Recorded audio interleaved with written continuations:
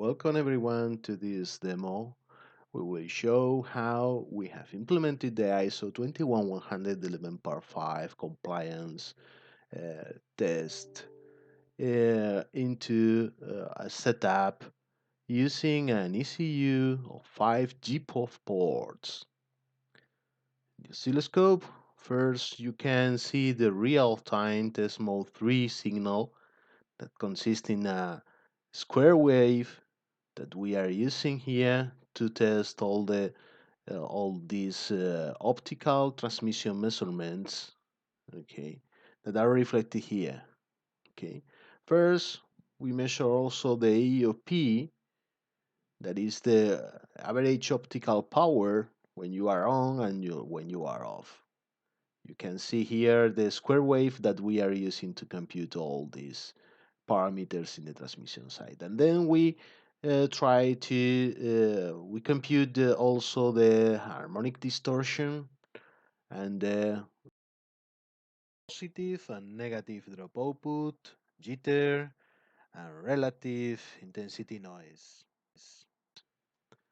We have here a failure in red if it is everything okay, and in blue if it is computing right now this parameter. In this case, we are computing the relative intensity noise. Okay, then we have here the subtest that we will go through, and you can select the the subtest that you want to run. Okay, here in the subtest number 2, we are using, we are computing the consumption of our ECU. The ECU in our test is this one, that is a switch with 5 GPOF connectors, GPOF ports. Okay, and we are calculating the consumption of this ECU.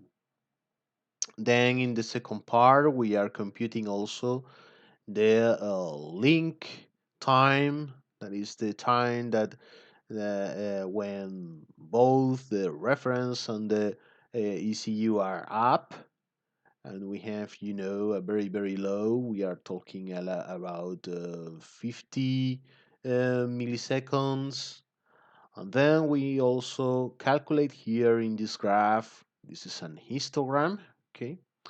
And we calculate in the second one the link time plus the wake up of the ECU under test. That's why, it's blinking here.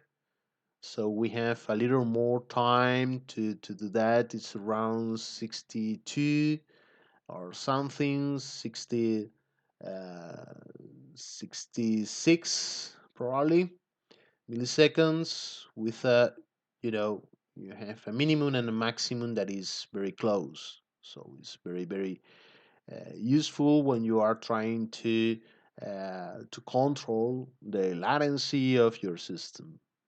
Okay. Here in the last one, we are using, and this is another test case where both the reference and the ECU are completely asleep, and then you wake up the complete system and measure the time when you have the transmission complete, the link time complete. That you have seen that is very similar to previous one. And this one, these are the subtests, the 3 and 4, when we are monitoring, the constellation inside the reception side in different points of the reception side. And this is the reference. The previous one was the ECU one, and also the impulse noise, the impulse response, sorry, the impulse channel response, okay, here. And also we have the frequency response that we have compute, okay. In the subtest number 5, we are taking, the setup like a black box, saying, well, we have two Ethernet inputs, and we calculate through 30 seconds is in this case, but you can change here the main, let's say, Ethernet parameters that you can measure. So you have the frames, the transmitter receive frames, the bit error ratio that you calculate, the packet loss, the the all the latency, the medium latency, the average of the latency, the minimum, the maximum, and so on. This is very important because the mean latency is only 22 microseconds, from one port to another that both are in the reference node. And then you go through one port in the switch and then to the switch and then to the other port of the switch and then return.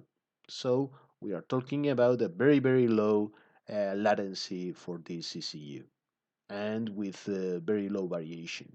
Here in this one, we are taking the temperatures of the reference, and we are also taking the margin, the optical margin of each one of the links, the optical links. And we can see that we have more than 2 dBs that can be devoted to put more inline connectors. In this setup, we have 6 inline connectors if we take into account also the inline connector inside the POF switch and in the inline connector here.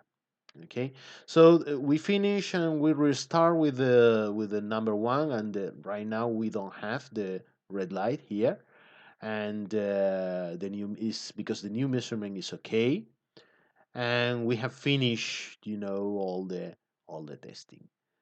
Thank you very much. Please contact us at luismanuel.torres@kdpof.com. Thank you very much for watching.